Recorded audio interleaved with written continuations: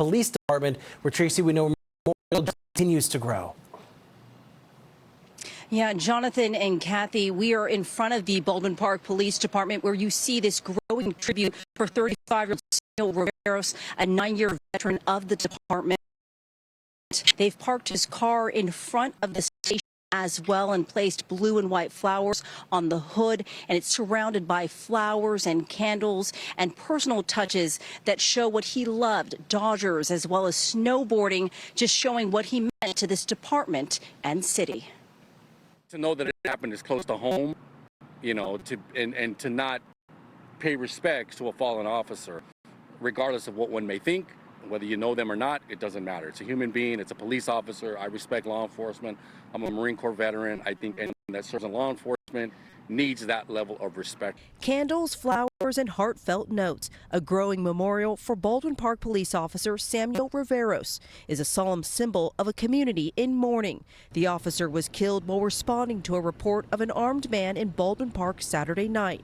Upon arrival, Riveros and another officer were fired upon. Both were taken to the hospital where Riveros died from his injuries. Family is first and foremost on my mind. Obviously, family and the police family. Baldwin Park has been my residence for over 35 years, so this is my hometown. And, you know, to see one of our own, you know, hear the tragedy is just heartbreaking. There are daily heroes that unfortunately we don't thank them enough. I want to ask the community to please pray for them, for our fallen officer, for his family, for our officers here, and all the officers working in all the communities. Throughout the day, local leaders, people living in Baldwin Park, and fellow officers stopping by the Baldwin Park Police Station to pay their respects, honoring a hero who died serving his community. Our officer was an amazing man. He was an avid snowboarder, Dodger fan. One of the interesting things that I found is that he would travel with and go see the Dodgers play at different stadiums across the United States. Police officers from surrounding cities have also stepped in to assist the Baldwin Park Police Department to help them while they grieve by patrolling their streets. They've also brought in counselors as well as support groups to help during this difficult time. Reporting live from Baldwin Park, Tracy Leong, NBC4 News. Support coming from all over Southern California. Tracy, thank you. The LA County Sheriff's Department is now investigating the shooting. Our team coverage continues right now with NBC4's Camilla Rambaldi, who is live with an update. Camilla? Hi, Jonathan and Kathy. We're here off of Philhurst Avenue. This is the neighborhood where the shooting took place. The street here has now been reopened, and the LASD says this investigation remains in the early stages. The name of the suspect has not been released. This all took place after 7 yesterday evening in this residential neighborhood. The LASD says officers were responding to reports of a man with a gun. The LASD also says there was also a report of someone lying on the side. I want to get you to some new video from a nearby home where you can hear some of those gunshots.